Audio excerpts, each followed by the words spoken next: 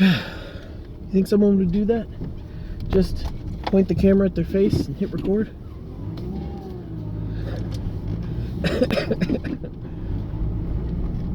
I am that someone.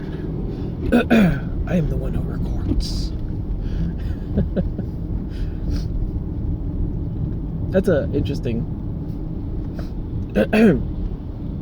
So, movies and TV shows and stuff like that mostly work in archetypes, because archetypes are understandable. People can figure stuff out and somewhat apply those things to their lives, or confirm their biases or whatever. The idea that something is presented as entertainment but is actually educational is quite well founded.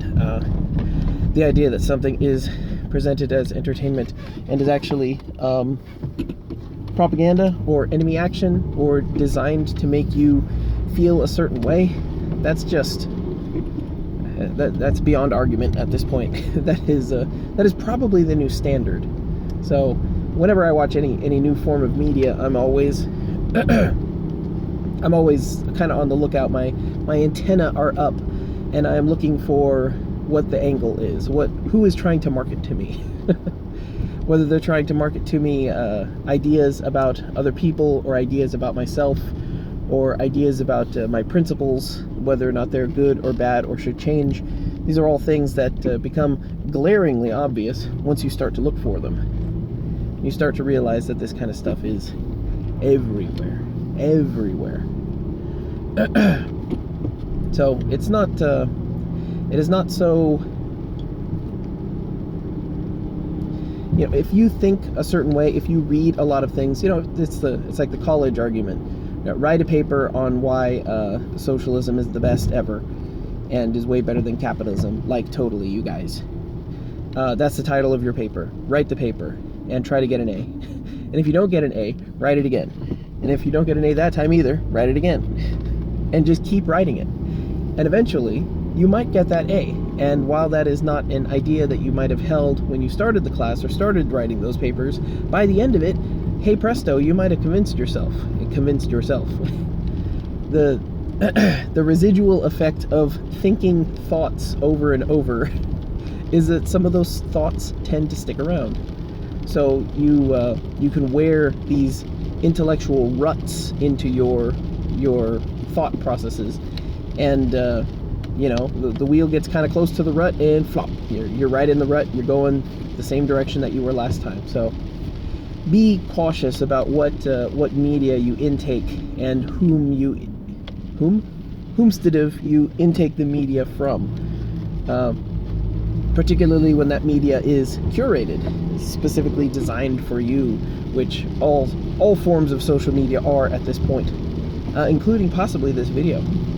So if you got this in your feed first thing in the morning, you might be someone who is very strange and some kind of masochist who likes to hear a weirdo warble about odd thoughts he has on the drive to work.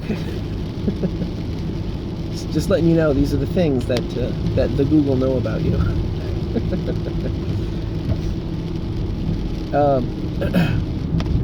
I guess I am trying to sell you something. I do want people to have better keyboards. I know my keyboard's not for everyone. I would like to change that. But I am still trying to have an impact on you. I am trying to get you to think about these things, at least in a different way. But that is, frankly, that is secondary to my primary goal of this, which is to get thoughts out of my head, and to review them later. I watch all these videos later. There's some unlisted ones that I don't share that I do watch. Relive some of the frustration, some of the happiness, some of the this and that, and also some of the ideas that I forgot about along the way, or weird things that came up while I was talking about something unrelated, and go, oh yeah, I might be able to do that now. These videos are instructional tools for myself. Why? I'm not sure. Why they have to be to someone else, I don't know. I think it just gets me talking. I find that explaining an idea to someone else makes me think about the idea in a new way. There is a mental process that happens when you take an idea that has not had language attached to it and attach language to it and then put it in a manner that is explainable and understandable to other people. That is in itself a thought process, and it is something that you might not have thought about, or it puts an idea that you might not have thought about in that manner in a new light.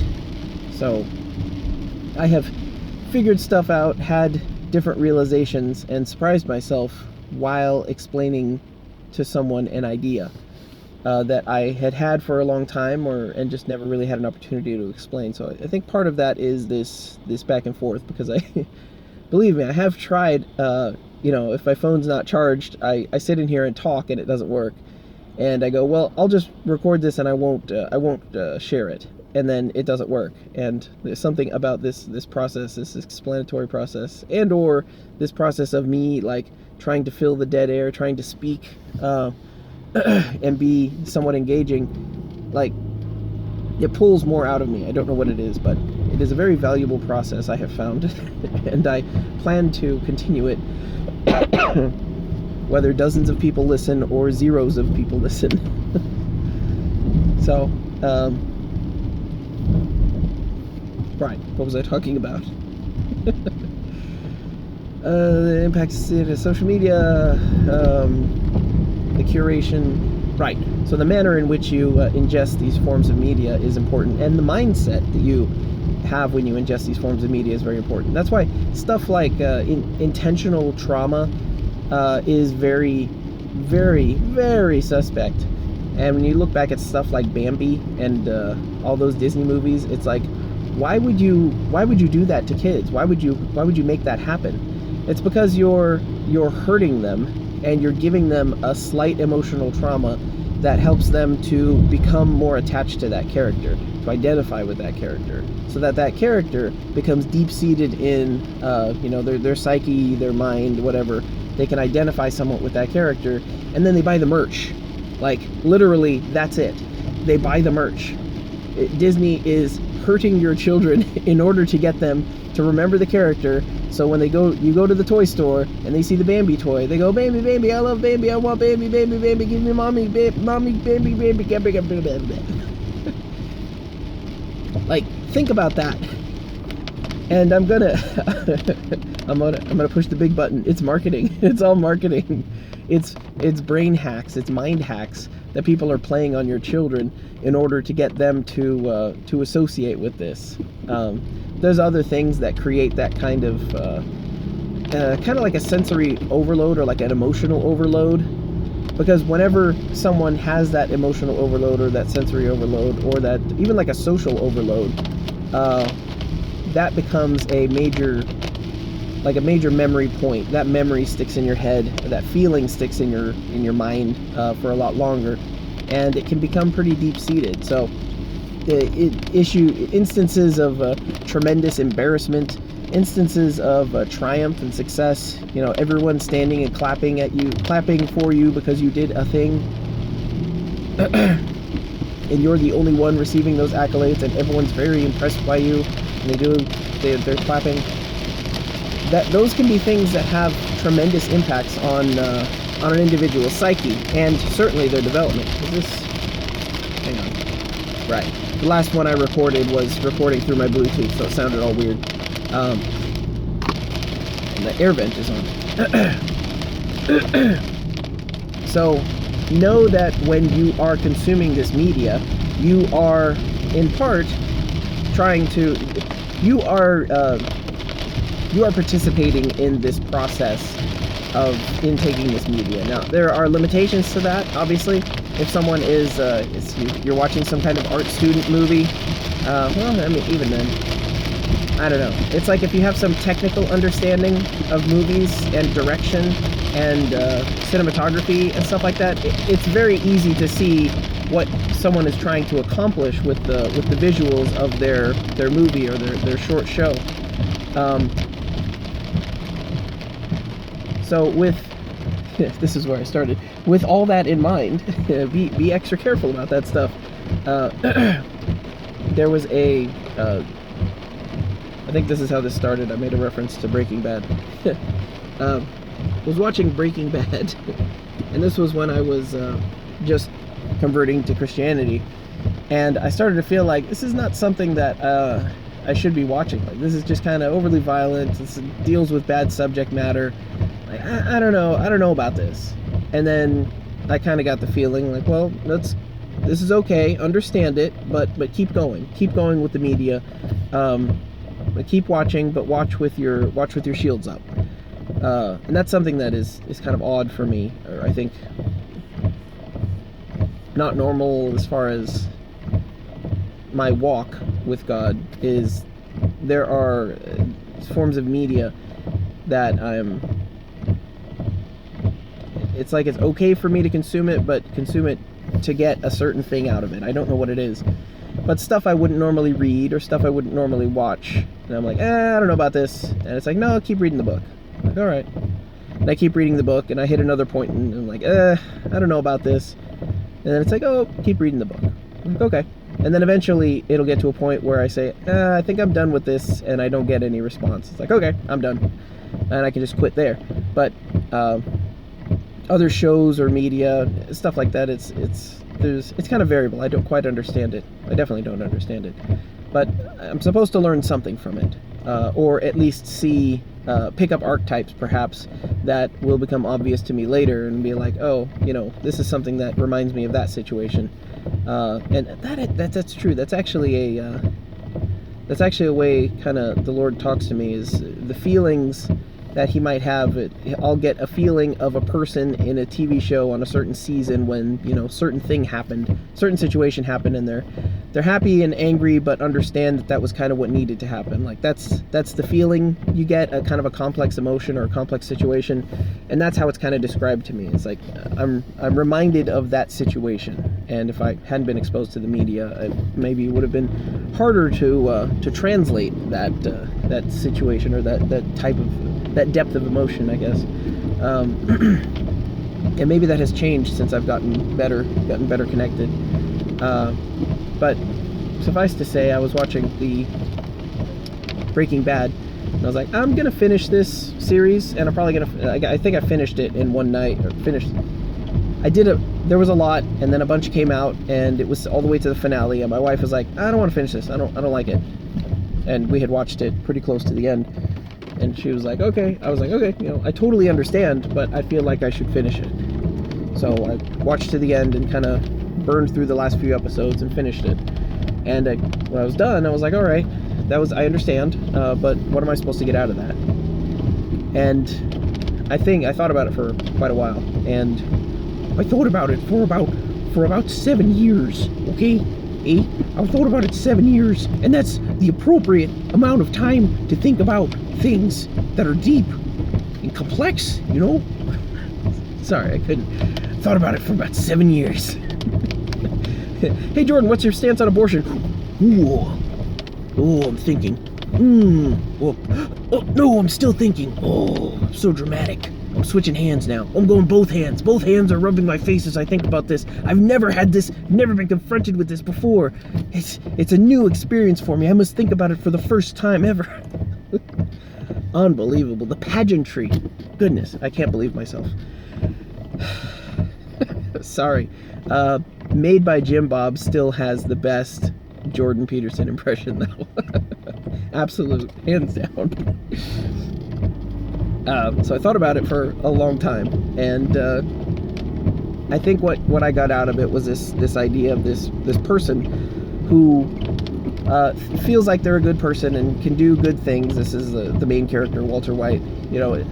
He's basically seems like a good person and thinks that he himself is a good person, but when given the opportunity to become the bad guy and to become the powerful person and to inflict his will on other people and to force other people and to indeed murder other people with impunity, he does. And at the beginning of the season, at the beginning of the show, he is essentially a meek chemistry teacher who is having a difficult time of his life and is in a difficult situation and is struggling. and you think, oh, he's just a poor guy down on his luck. And every leap that the show strings you along on, you're along the journey with Walter White as he descends into this character. But all the steps along the way make practical sense. So Walter has to do this next thing, and he really doesn't want to, but it makes practical sense. And now he has to, I don't know if he shot a kid, I can't remember, he shot someone, and he was very upset about it. And you're like, oh wow, Walter, he just was in that situation, and that was just a bad situation, and that was the only way out. And I sat there and I thought, well, what would the alternative be? Is there any other way out of that? And the answer is no, because the devil sets up the stepping stones one in front of the other, so that if you step off, you're going down into the muck, into the mire, into the swamp.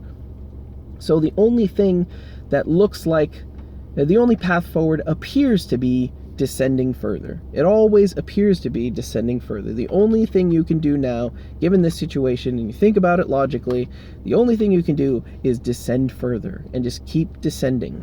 And that's the devil's joke, the devil's trap, the devil's trick. And he sets you up and puts you on that path, and you say, well, it only makes logical sense that this is my next step. Well, now it only makes logical sense that this is my next step. And it just keeps getting worse and worse and worse. And at no point do you sometimes have the opportunity to get off the ride, aside from just absolutely surrendering completely and saying, hey, this is what's going on, you're coming completely clean about it. But you sit there and, you root for Walter White because he's doing this stuff, and he's just forced into these difficult situations. And you understand, you can empathize with him, not just sympathize. And then at the end of it, you're like, who is Walter really? Like, was he enjoying the ride? Did he want to be here? He's far from reluctant at the end. And it's an interesting character, and probably an archetypical character, and one where you get to ask yourself the question, what would I do in this situation? How far would I allow it to get? How far would it get away from me? And that's a question you kind of have to ask yourself, probably in a lot of situations. Just know that it's always, the next logical step forward is probably one that has already been set out before you. It's been planned for you. Right, so media is bad, Maya called it dynamic media, and I think that is a major, remember how I said it's like a sensory overload kind of thing? That is a major function, or major factor of it. So if I was watching, the IMAX Bambi experience, and I'm sitting on the chair, reclining backwards, and my entire field of vision is consumed with Bambi's mom getting shot, that is a much different experience than you watching it on a 16-inch color CRT TV, tube television, while your mom screams at your brother in the background, and you're trying to catch up what's going on with the story. Did Bombies? I can't talk now. Did Bambi's mom just die? Did I get that? Let me rewind. It says VHS. Oh yeah, her mom died. That's sad.